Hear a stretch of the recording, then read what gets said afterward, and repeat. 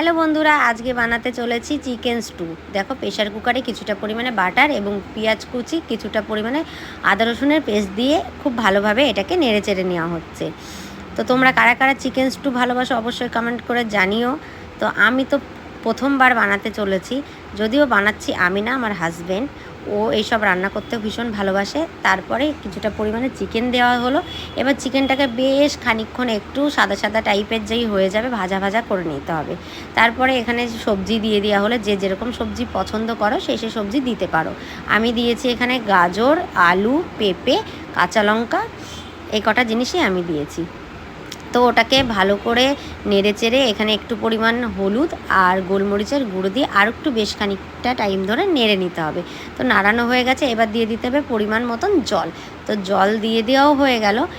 এবার ঢাকনাটাকে, প্রেশার কুকারের ঢাকনা দিয়ে 3টে সিটির জন্য অপেক্ষা করতে হবে। তো সিটি দিয়ে কমপ্লিট হয়ে গেছে। এবার দিয়ে দেবো কিছুটা পরিমাণে বাটার আর আরেকটু পরিমাণে গোলমরিচ।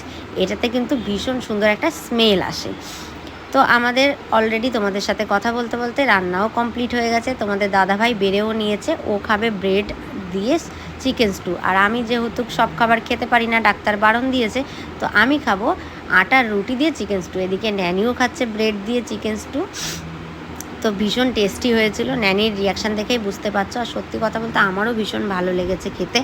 ফার্স্ট টাইম খেলাম আমি, তো দারুণ লেগেছে। তোমরাও বাড়িতে ট্রাই করে দেখতে পারো, ভীষণ পরিমাণে হেলদি। আর অ্যাকচুয়ালি আমরা মাংসটা রসিয়ে কষিয়ে খেতে ভালোবাসি, তো এই মুহূর্তে তো খেতে পারবো না আমি, বারণ আছে বলে আমার। তো ভিডিওটা কেমন লাগলো অবশ্যই জানিও। টাটা।